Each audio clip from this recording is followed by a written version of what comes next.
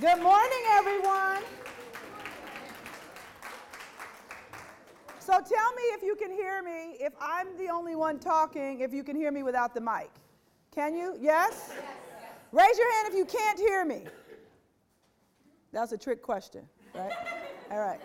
So what I would like to do is a couple of things. One is to explain to you what the Dignity and Respect campaign is, to talk to you about how you can participate and live like a person who is engaged with the campaign, and then think about some easy steps of how you might use the campaign and its tips and tools with each other. Is that fair? All right, so this is how I would like to start. I'd like to start by asking you a simple question. This is a question that I imagine won't be hard to answer, but I imagine it may not be one that we're asked often, and it may not be something we think about, but it's always something that we feel. And that question is, do you believe you deserve to be treated with dignity and respect? Right? Now, if that is true, I want you to raise your hands high and proud. Of course I do, right? Of course I do. If I've given this presentation 1,000 times, every place that I go, people raise their hands and say, yes, I deserve to be treated with dignity and respect. The second question I ask, which is sometimes a little harder, does require some thought. You have to think about like what you did on the way to work and what the last conversation you had with your son or your daughter, your partner, your spouse, right? The conversation that perhaps you had with somebody in this room before you walked in here, right? And that question is this. I want you to raise your hands if you believe you treat everyone with dignity and respect. And before you raise your hands, I'm going to give you a little caveat. Does anybody in here know anybody else in here? Yes? Okay. Don't turn around and look and see who else is raising their hands, all right? I want you to look straight ahead at me. Do not turn your heads. Look straight ahead at me and raise your hands if you believe you treat everyone with dignity and respect. And raise your hands, okay? Now, most hands go up in this situation. Most hands do. Now, I will also tell you that in every room there's somebody looking around and say, I know she did not raise her hand. Guys, don't feel bad. There's somebody saying, I know he didn't raise his hand. Because the reality is even though we all want it, the challenge is how do we do it in a way that when we want it, and if everybody's raising their hands, what are the things that make it possible for us to feel comfortable raising our hands saying that I treat everyone with dignity and respect? Because we all want it. The only way that's going to happen is if we all do it. And if everybody doesn't feel as comfortable raising their hands saying they do, then clearly you have a gap between I want it and I do it, right? And so if you think about it, the Dignity and Respect campaign and its tools, the tips you have in front of you, are going to be easy things that you can do to make it easier to raise your hand. All right? Now, I'm going to start off by telling you a story. It's a story of a little girl who grew up in Los Angeles, California. She grew up in Los Angeles, California, and she went off to school in the Bay Area. And that Bay Area school was called UC Berkeley. She left Berkeley and began working. She started working in San Francisco in the Silicon Valley. She left the Silicon Valley, moved to Philadelphia. She moved from Philadelphia to Chicago. She moved from Chicago to Pittsburgh. That person is me. You should know that I have a husband who for 16 years was in law enforcement. And the reason that we left California to move to Philadelphia is because he decided, I think I'm going to go to medical school. Now, I can tell you that my first reaction wasn't, yeah, let's do that. My first reaction is, how is that ever going to happen? Like, how are we going to leave everything that we've always known and to do this? And yet, that is what brought us to Pittsburgh. That is what brought us to Pittsburgh because he decided to go to medical school and he went to the University of Pittsburgh School of Medicine. I tell you that because I've had a vast array of experiences having conversations like this, not just in Pittsburgh, but not just in California, not just in the US, but around the world. And I would say to you that no matter where we go, everybody wants to be treated with dignity and respect. Now, I tell you that is because I'm going to tell you a story. I'm going to tell you a story about something that I learned that perhaps is something that people may have assumed that I should know. Because as an adult, my whole life, in all the places that I've lived and worked, when I came to a stop sign is where in your car there is a red sign, it reads stop, and what do we do when we get to the stop sign? Stop, right? This is not a trick question, right? We all stop at a stop sign, right? So, some people do. Let me say, we're all supposed to stop at a stop sign, all right? That same thing applies in my mind when I come to a red light, right? I come to a red light, and when the light is red, I stop, right? And when the light is green, what do? Go. All right. So now imagine, all of my life I've been driving a car, right? I know what to do at a stop sign. I know what I'm supposed to do at a stop sign.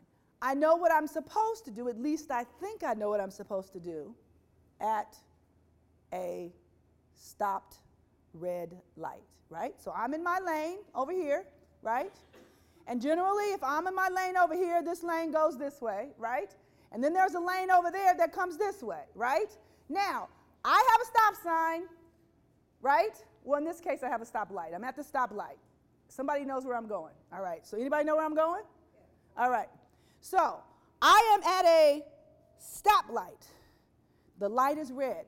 We all got that scenario. You are at the stoplight over there, and your light is red, right? And then the light turns green. Now, in my world, the world I've lived in my whole life, when the light turns green, I'm supposed to go straight, which is what I proceed to do. Except I have learned that I'm in a new city that didn't give me the rules. And suddenly, when this light turns green, instead of going straight, somebody turns left in front of me. Now, I'm going to tell you, the reason I'm telling you this example is because the first thing you think of isn't dignity and respect. You don't think, oh, sure, just go left right in front of me when I'm not expecting it, right? Don't turn left in front of me when the light is green and I have the right of way, right? And so I'm giving you this example because sometimes we think, right, that we got this under control, and sometimes somebody else takes us out of control, right? Now, if you've ever been in a car and had a conversation with yourself about someone else who's driving, you know what I mean, right? So a car turns left in front of me, and I'm going to tell you I am in shock. And all I could do is to think to lay on my horn like, dude, like, you're crazy. You're going to kill me, right? The light, right, the person turns left. The light is still green, and another person turns left, like right behind them. And I'm thinking to myself, is my car invisible? Am I invisible? Is there something going on that I don't know? Maybe there is an arrow above me, right? You know how sometimes maybe they have a left-hand turn arrow, and I didn't know that it was there, and that's what gives them the right of way. Well, it turns out that I was telling this story about a time when I felt disrespected, that these people were turning in front of me, and I felt like this was happening to me often, that I'd be at this green light and a car would turn, and to the point where I became paused before I proceeded out. Is somebody going to turn left? They don't have a blinker, right? They just turn. So now I'm paranoid. Every single time I get to a green light, I'm thinking, oh, you going? Am I going? You going or am I going, right? Now, I tell that story in front of people, just like this. And I learned that there's this thing called the Pittsburgh left. Anybody heard of it? Now, I think that they give you a book when you move to town, right, that tells you all the language, right? They give you all the Pittsburghese, but they don't tell you about the Pittsburgh left. And by the way, they should, because it's the thing that can kill you, right? Not knowing whether you should say downtown or whether you should say the, you know, whatever the right word is, right, won't kill you. It'll just make people know you're not from here. Sorry, little lady, you're not from here, right? But the Pittsburgh left will kill you. So I'm waiting, telling this story in front of a group. And I was thinking about how I thought it was so inappropriate for these people just to disrespect me and turn left in front of me all the time. And someone from Pittsburgh came up after one of the sessions and said, actually, I want to tell you a little story. You're actually the person who's being rude. And I'm being rude because the green light changes and I want to go straight and they turn left. He said, actually, yes. Because us Pittsburghers are courteous people. You know any of them? We're courteous people. And what we know is that sometimes people can't always make the light when they have to wait until the yellow light. So you let a few cars go in front of you, right, so that they can make the light. So that then there's only a few cars left that have to make the turn when the light turns yellow. Now, I thought, hey, that's pretty cool. Except nobody told me that, right? So now that I know that it's a rule, right, that this is the way that it's supposed to happen, I now get to the green light. And I'm trying to be a courteous Pittsburgher now, right? So I'm at the green light. What do I do now? I stop. I let a few cars go behind me. You all didn't tell the people who were behind me, though.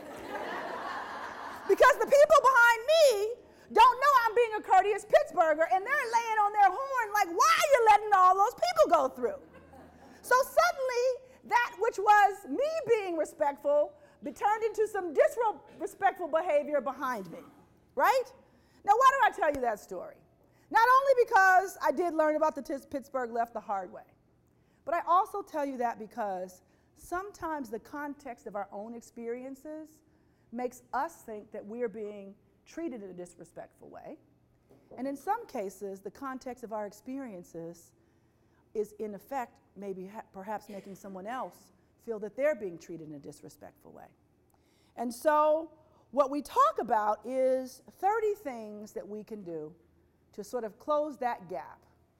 And these are 30 things that are actually very easy to do. You have them in front of you. I'm going to tell you a story before we actually go into the 30 tips.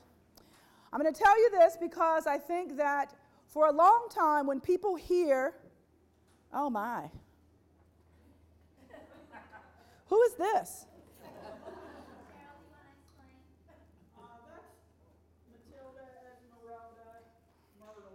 Okay. All right. Well, Matilda. She didn't wear a seatbelt on the bus. Oh. All right.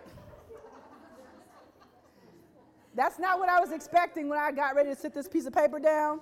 But Matilda will share the table. All right. So, when people hear that my title is Chief Diversity Officer, the first thing that they think that I'm going to come and talk about is diversity, right? Nod your heads if you're with me, right? And what I will tell you is that I am going to talk to you about that. But I'm going to talk to you about it in a way that we all want it. And it's on the basic foundation of we all want respect. And it has little to do with because I'm a woman, because I'm not originally a Pittsburgher, but trying very hard. I realize that I have to be here 30 years, right, before I can say I'm not a newcomer anymore, right? So I introduce myself. I'm paranoid now. I say to people, I've been in Pittsburgh for 7 years, and they'll go, okay, you're still not a Pittsburgher. In fact, I was in Minneapolis minding my own little happy business, and someone said, Candi, where are you from? And I said, I'm from Pittsburgh. And then because they were actually from Pittsburgh, they said, well, where are you from in Pittsburgh? And I said, I live downtown. They said, well, you're not really from Pittsburgh, right? And in fact, you can tell people you live in Pittsburgh, but I'm from Pittsburgh. And then he proceeded to tell me all of the reasons why I wasn't and why he was. So you should know that although the DNR Nation, we all know that the Steeler Nation travels, right? This person in Minneapolis convinced me that although I lived here and he didn't, he was a Pittsburgher and I wasn't. All right. That being said, I will tell you that the conversation around diversity is generally not one that people look forward to. And in fact, they always say, tell me what we have to do so we can check the box and be done with this until the next time we have to have this conversation. And so a part of the reason why I package it in this way is for us to think about it in a way that is about how we treat each other as opposed to how you treat me just because I'm a woman, or how you treat me just because I'm from a different geography, and how you should actually just treat me because I'm human, all right? Now, that being said, I should also say to you that I acknowledge the history of how diversity came to be and how we came to be in these conversations, because I don't want you to think that I think that dignity and respect is the only answer. It's just one of them. So I'll give you a quick little preview of what I do know. I do know that over a period of time, right, maybe some odd 50 years ago, there was work that began in organizations, and it was called affirmative action. Anybody remember that? Nod your heads if you remember that. You ever heard of it, read about it, took a class on it? All right, got it. Let's call that Diversity 101. Then that conversation evolved. We want to do more than just have laws that make this thing work. We also want to ensure that our workplaces look more diverse, and we created what we call diversity initiatives. Anybody remember those? Yes? Okay, we had some of those. All right. Then we moved from a conversation about diversity to a conversation about inclusion. So if affirmative action was 1.0 and diversity, right, was 2.0, then let's say inclusion was 3.0. And some people still needed a little bit of clarity. What's the difference between diversity and inclusion? So imagine this. This isn't my quote, this is someone else's quote. Diversity is being invited to the party. Anybody ever gone to a party before? Know what that feels like when you get that invite for that party you really wanted to go to? That team you really wanted to play on? Inclusion is getting to the party and someone asking you to dance. It's a very different thing to stand in a room and watch everybody participate in a thing, and you don't feel like although you're there, you're actually a part of it. All right? And then someone asked, okay, well, if affirmative action was 1.0 and diversity, was 2.0 and inclusion was 3.0, are you suggesting that this thing called dignity and respect is 4.0? And I have to tell you, when I was first asked that question, I thought about it for a few minutes. And then I said, no, actually it should be 0.0. Because if it's about human interactions, imagine if all the things we've done all these years, all the classes that we've been in, all the sessions, all of the efforts that organizations and communities have worked on was about us treating each other in a respectful manner. I would say we probably would have come a little further. Now, I'm also going to say this to you, that if you know anything about this journey, from affirmative action to diversity to inclusion to that which we're going to talk about today, is dignity and respect, you also know there were people that these efforts were particularly focused on, right? So I just want you to clap with me so I make sure that you're still with me, right? If you remember that when this work began, whether it was 1.0, 2.0, 3.0, or 4.0, that it was about ensuring, and I'm going to say people of color, because the word minority is actually going to change depending on what part of the world you're in. Because if you're in Texas or California, the minority is no longer the group that I'm referring to when I say people of color or African American or Hispanic or Asian descent, right? The word minority actually works in Pittsburgh and in Pennsylvania, but not necessarily apply in Philadelphia like it might apply in Pittsburgh. So that's just a little note. So if you acknowledge that this journey was originally to ensure that African Americans and later Hispanics and Asians were included in the workplace, clap with me, right? All right. If you acknowledge that this was also about ensuring that we included women in the workplace, clap with me. All right? If you acknowledge that at some point we began to have very different conversations, because even though we had efforts to try to ensure that minorities, people of color, and women were included in the workplace, we even started having conversations about people with disabilities and ensuring that that not only were they employed, but they were also, we had systems, tools, and processes to make it possible for them to work in our workplaces. So let us clap to welcome people with disabilities. The two things we were told never to talk about in the workplace are what? Doesn't matter where you grew up. Two things you're never supposed to talk about in the workplace. Religion and politics, right? Now, unless you all had my mother, right, and my father, right, or lived in my neighborhood, how could you know what my parents told me? That meant that it was a widely spread message. It spread around every workplace. You don't talk about these two things in the workplace, religion and politics. But something happened after 9/11. After 9/11, right, the conversation about faith in the workplace entered the workplace, and it is here to stay. So clap with me if you acknowledge that faith is now in the workplace.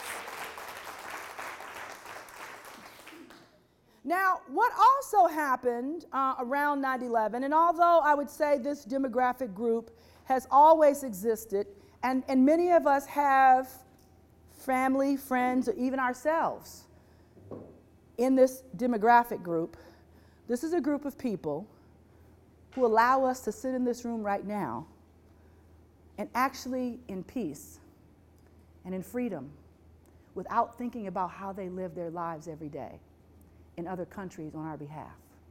This is a group of people that in many cases leave their families and their friends and everything that is common to them so that we can sit in this room and live in peace and live in freedom.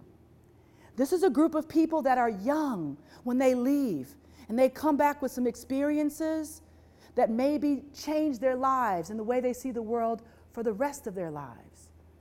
These are people who have volunteered, and in some cases, they come back and everything they left with is not with them when they come back. Sometimes it might be mental, it might be physical, but when they come back, they should be a part of our workplaces. Anybody know who I'm talking about? Who are they? The military and veterans. So let's clap and welcome military and veterans into the workplace. All right, is anybody in here formerly or currently active in the military? Anybody? No? All right. Well, if you know someone, you should acknowledge the role that they play in our lives. And I think so many times, because we don't actually have to think about what's happening outside of our everyday lives, we don't think about what we should be doing to create a respectful place for them to work and to come home to. All right?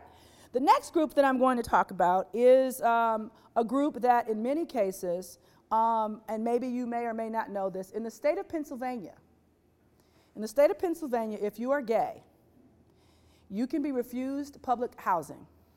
You can be refused public accommodations. You may have seen a lot about this on Indiana, may not know enough about our own state. I can say to you, you can't live here. I will not serve you food. You cannot sleep here in my hotel or my restaurant because you are gay. And the reality is, when I and what we do that serves patients and their families, we have to be open to serving and providing fair and equitable care to everyone who wants to pay for our services. And so when I think about UPMC as a healthcare system, when I think about the community in which we live in as the largest employer, can you imagine the conversation that we have to have when someone comes and if they're acknowledged that they're gay, that I have to say, these are the cities that you probably shouldn't live in because they're not going to accept you. Not I'm saying what you do inside of your house, I'm saying you can't live here, right? And so what I would say to you is this, that although UPMC has non-discrimination policies, and many cities and counties have non-discrimination policies, it doesn't apply to the whole state.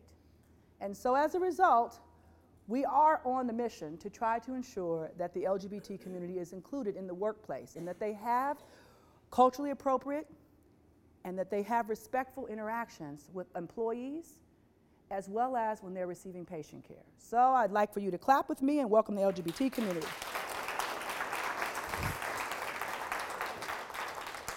Now there's a group that has been a part of the diversity and inclusion journey since its beginning. They've sat through every single training. And by the way, in some cases, they've been the leaders of organizations and they've paid for the training. In fact, they've been executive sponsors of the training. And in many cases, when we say the word diversity, if I say inclusion begins with a core belief that everyone deserves dignity and respect, because diversity has been so broadly defined in some places and so narrowly defined in others, that in order for me to say everyone, I have to do this little exercise so that people know who I'm saying everyone is, right? Because if I just said everyone, this group who's always been there feels like I'm talking at them as opposed to including them in this conversation. Anybody know who I'm talking about? Anybody had the courage to say it? Yes. Okay? I would say the elderly. That's not the answer I'm actually looking for right now, but let me tell you, we all get older. So if you happen to be a woman, you're going to get older, right? If you happen to be a person with disabilities, you're going to get older. So that characteristic applies to every one of us. The group I'm talking about is the straight white guy. Anybody know any of them? All right, let's clap for the straight white guy. Now, let me tell you why I think it is important to do it and why I think that if I don't have this conversation in the early part of the conversation, is that in many cases, if you know one of them or if you are one of them, these trainings have generally been intended to talk to us about diversity, but not to talk to us about who it applies to. So when you think about this concept of dignity and respect, it goes both ways. And you can't just have it only applying to one group this way and one group the other way. Dignity and respect has to be applicable to everyone. Because if we all raised our hands and we say we want it, then in turn, when we raise our hand and say we do it, it can't be with the exception of this kind of people, right? Whatever that person is, right? Because if we carve out a demographic group, then suddenly we shouldn't be raising our hands. If we say, but it doesn't apply to this group, and we shouldn't be raising our hands. So I'm also going to tell you that in spite of a journey, right, that was intended to ensure that we welcome minorities and people of color and women and people with disabilities and veterans and the LGBT community and the straight white guy, even though we've been on this journey, the world still needs work at it. Otherwise, you wouldn't be sitting here listening to me in your annual mandatory training, right? We still have work to do. But in spite of that, I would say our biggest area of opportunity has little to do with each of those demographic groups. Our biggest challenge in the workplace has to do with 4 to 5 generations in the workplace who think about the world very, very differently. All right? So, anybody heard of New York, been to New York, wish they were in New York, never want to go to New York, right? All right. So, the thing that I know is this, that I'm about to go really fast, so keep up with me, all right? So, I'm going to tell you a story about a 20-year-old, a 40-year-old, a 60-year-old, and an 80-year-old, all right? And I'm going to tell you this story through the story of technology. If you don't remember the scenario that I'm giving you, the answer is, when I say, what do we need to do? You're going to say, make some new friends. You with me? All right, so if I'm 20 years old, the technology of my day is this thing right here. Anybody know what this is? This thing is actually called a cell phone, right? If I'm 20 years old, I don't actually remember the first cell phone. But I created the technology that we use on this cell phone, or the language. And it is actually called text messaging, right? Now, every other language that we've learned, in many cases, right, was either taught in our homes, right? It was taught in school, or we went to class. Somehow this generation is so wicked smart that they taught us an entire language without never going to a class. In some cases, learning the hard way. In some cases, being a part of the creation of a new language, right? And so about 5 or 6 years ago, I was telling this story. And I was talking about how my nephew, my wonderful nephew, was sending me lots of love, LOL. And I was in front of a group just like this, and I leaned over and I said, see, he's sending me lots of love. And the person said, well, your nephew, I'm not saying he doesn't send you lots of love. Your nephew might be sending you lots of love, but that's not what LOL means. And then I said, well, what does it mean? Because there's no place. At this time, remember, at one time in the world, there actually was no Google, right? It was called encyclopedias. And you couldn't update them fast enough to update all of this new text language, right? So clearly, we had to learn it virtually and through experience. And so what I found out is that not that my nephew was sending me lots of love, but that my nephew was doing what? Now, how did you all learn that? Think about it. Think about the power of a generation that created an entire language. this group, this generation, comes into the workplace, and sometimes this language is starting to show up now in our forms of communication. And so this is also a group that right now it almost doesn't matter at what time of the day it is, right? I can send my nephew a text message, and it's like he has a Bluetooth attached to his ear. There's an incoming message. By the way, you should know that my messages were originally written in the way that I learned to write, with full sentences and punctuations. And then I would get back a few letters. I'd get back a few letters and I'd say, okay, let me figure out what this is. It was kind of like a game, right? He knew what it was because I was being crystal clear. He would send me this stuff back, and after the LOL thing, I'm like, okay, I'm going to know what you're talking about. You better respect me and send me language that I understand, right? And then so I think that now time has passed and I'm all caught up. And then there's this message that comes across. And this message says 143. 143. Anybody know what 143 means? Okay.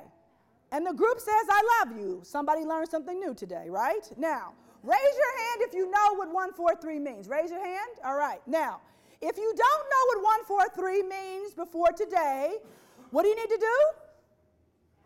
Make some new friends. Come on. All right. Now, raise your hands. Raise your hands, 143 crew. Raise your hands. All right. All right. These are the people who know what this means. Now, I thought that I would ask. So I asked. All right. So 143 means what? 143 means, join me? I love you. All right. And why does it mean I love you? All right. Here we go. 1 stands for I, 4 stands for LOVE, and 3 stands for YOE. All right, everybody got it? You got the rule? 1 letter in the word I, 4 letters in the word love, 3 letters in the word you, right? 1, 4, 3. Now, the reality is clearly somebody's still speaking a language that we don't all understand, but it still exists, right?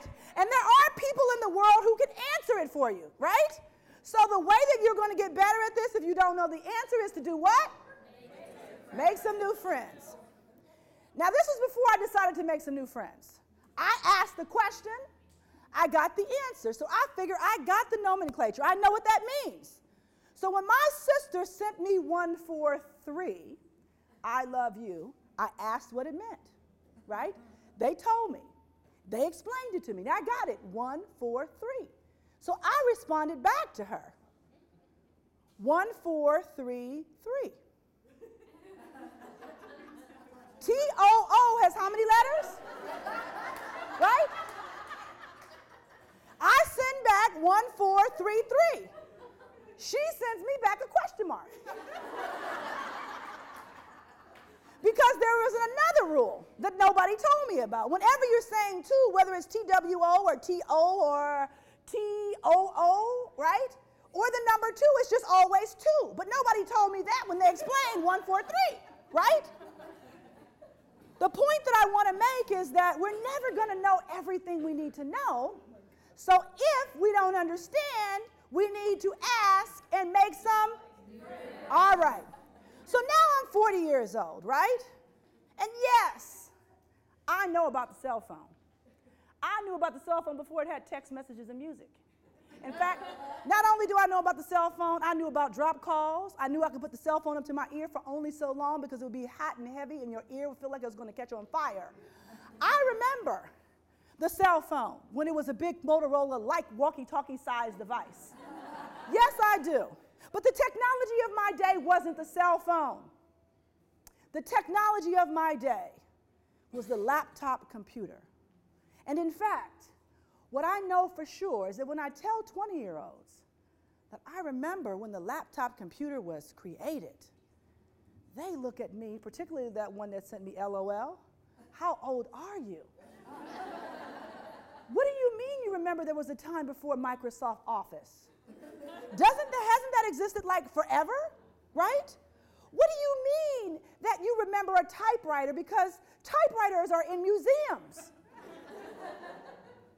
Yes, but as a proud 40-something-year-old, right, person, You remember this experience, and you remember that the communication of our day became email. Our lives changed forever. Because what happened was that before that, there was a laptop computer that we could take home. We only took paper home. We packed up at the end of the day. We put our paper in our little tote bags or briefcases or whatever we called them. We came home from work. We set it at the front door with every intention of looking at it. Well, nobody could call us because nobody called you at home. Nobody could reach us because there was no cell phones in those days, right? And in fact, not only that, although cell phones were new, companies didn't provide them. So if you had one, you only talked to people who you really liked, right? And then the next morning, those same papers that you had intended to look at that night, you picked up with your tote bag and took them right back to work.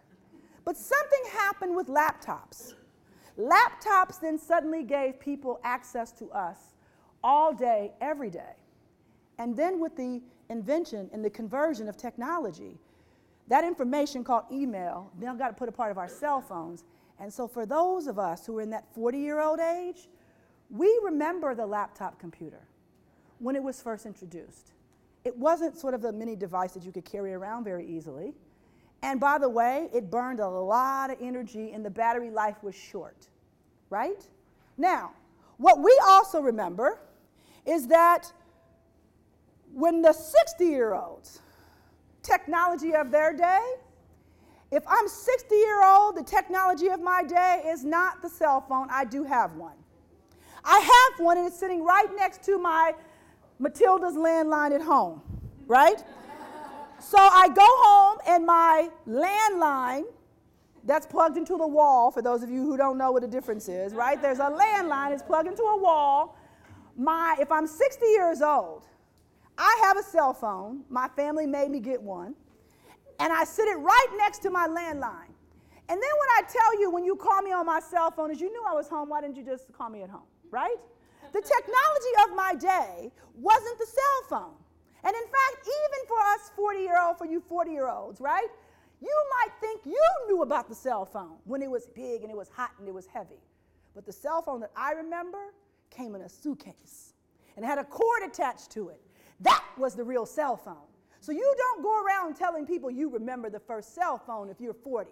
And you don't act like you're super cool about creating some technology if you're 20, because I remember the first cell phone, and it wasn't as portable as you think. It actually had a real cord handle, and it had a cord that hung down to it, and you carried it around in a suitcase.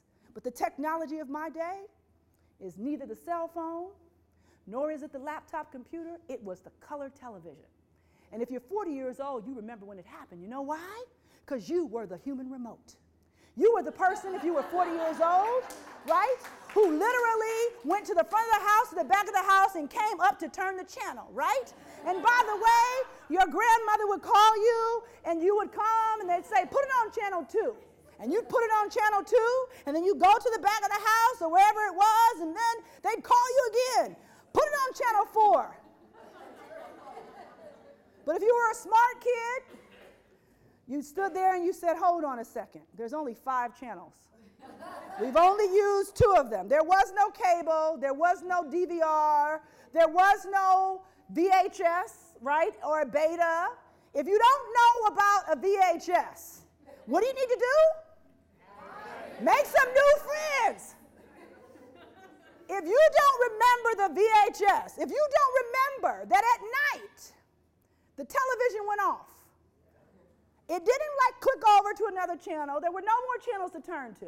And they all went off at different times. And when it went off, it made an announcement. And it made an announcement, and all of a sudden you would see a flag wave. And then you would hear the song. What was the song? The Star Spangled Banner, right? The Star Spangled Banner would say, it's over for today. No more TV for you. By the way, the world had the same experiences. Wasn't unique to your household because you were banned from television for the hours after 8 o'clock. This applied to the world. The television went off at night, the Star Spangled Banner would come on, and then all you saw was the fuzz from the Twilight Zone. It would be that way until the next morning when the television came back on. By the way, If you try to turn to another channel, you might not get fuzz, but you'd get sort of striped lines that says, I'm off too, right? If you're 60 years old, the technology of your day wasn't the cell phone and it wasn't the laptop computer, it was the color television. And the reason you remember this, if you're any age and know somebody who's 60, is because depending on your economic situation, your color television sat right here on top of this big brown box called the black and white television.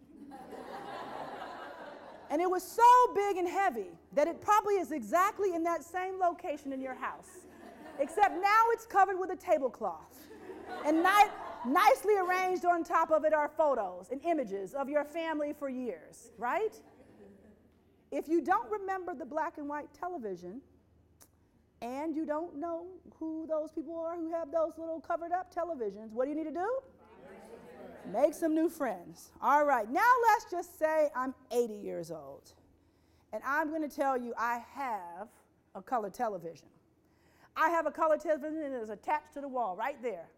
In fact, that's what they got me for Christmas, for Hanukkah, for whatever holiday I celebrated, for my birthday last year. That's what they bought me. The whole family put their money together, and they said, you no longer have to use that black and white television. You never have to lose the heavy one that's on top of the black and white with the antennas, right? That you'd have to move around to try to make it work. That's attached to, right, a cable. Now, our family, we put our whole money together, and now they bought me this flat screen television. It's attached to the wall. Some kind of way they came in here, they put some wires behind it, and now I have a lot of channels. This is what my grandmother would say. I have a lot of channels. And not only do I have a lot of channels, can I tell you that the thing that I don't like most is that I don't need all those channels. I only watch the same channels every day, but now I can't find them amongst the 800 that are there. And it doesn't make sense to me that there's music on the television. Well, isn't that what the invention of my time was for? The invention of my time wasn't that device.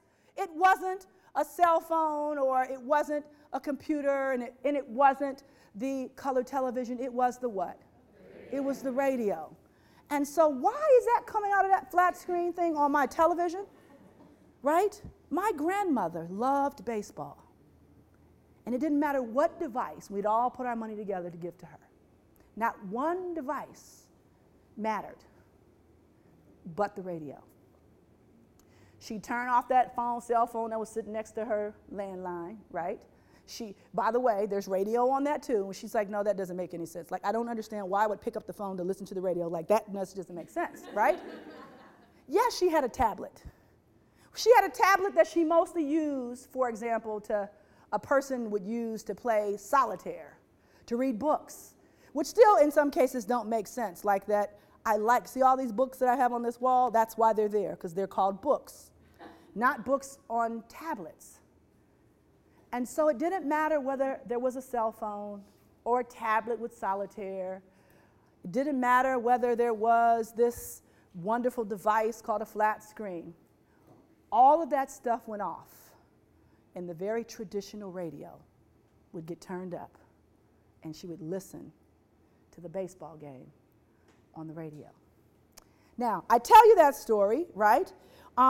Because if you're 80, if you're 60, or you're 20, or if you're 40, or any age in between that, or know anybody who is in one of those ages, your lens and view of the world is very different. And if I go back to the first topic of talking about minorities, people of color, and women, and when I think about this whole conversation about veterans and the wars in which they served, and faith in the workplace and the LGBT community, if I'm 20 and you bring that up, I think something very different. The language that I can use, the things that I can say, the things that my families have said. If I'm 20, if I'm 40, if I'm 60, and if I'm 80, change dramatically. See, if I'm 80 years old, the way that I describe minorities might not be quite the same than if I'm 20. Would you agree? If I'm 80 years old, or if I'm 60 years old, the roles that I could serve and play, the things that I could do in the workplace. If I'm 60 and I'm a woman, my view of the world is very different than if I was 80, if I was 40, or if I was 20. If I'm 40 years old and I think of the conversation and imagery of war, the things that come to mind aren't going to be the first thing that comes to mind for the 80-year-old, for the 60-year-old, for the 40-year-old, and even for the 20-year-old. And if I'm 20 years old and we're still having this conversation about diversity, I'm thinking, wow, you all have been working on this a long time and you still haven't gotten it right? It's not my generation that should have fixed this. Perhaps it should have been something you all fixed. You 40-year-olds, you 60-year-olds, and you 80-year-olds. Think about it.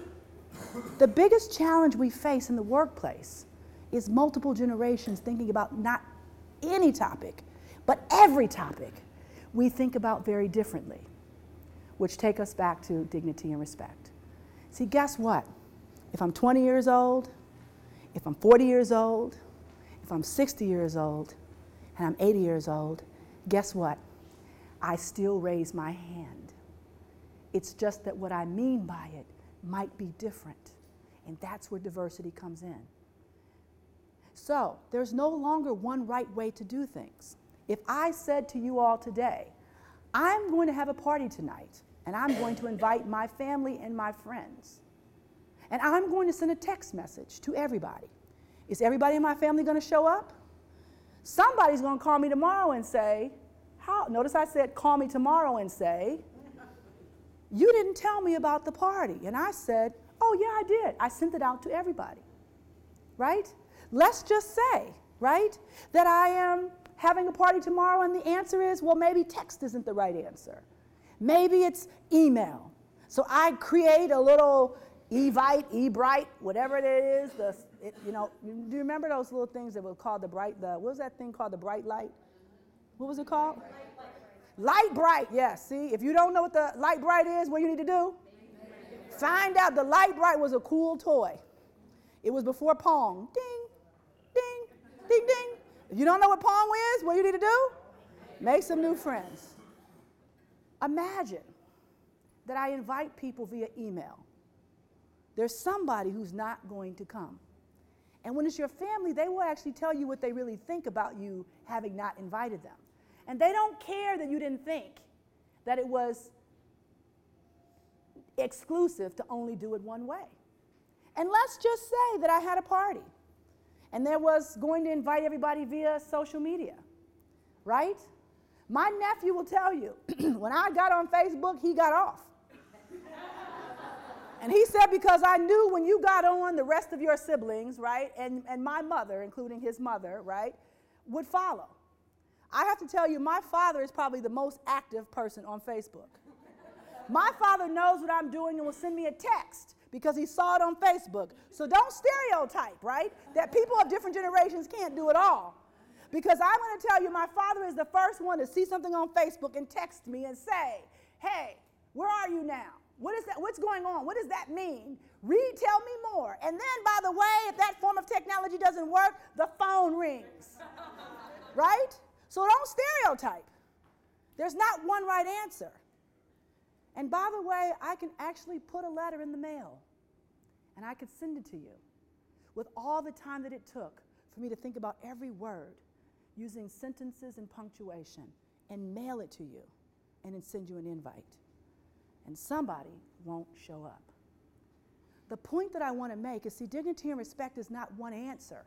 There isn't one way to treat a 40-year-old, a 60-year-old, an 80-year-old, or a 20-year-old.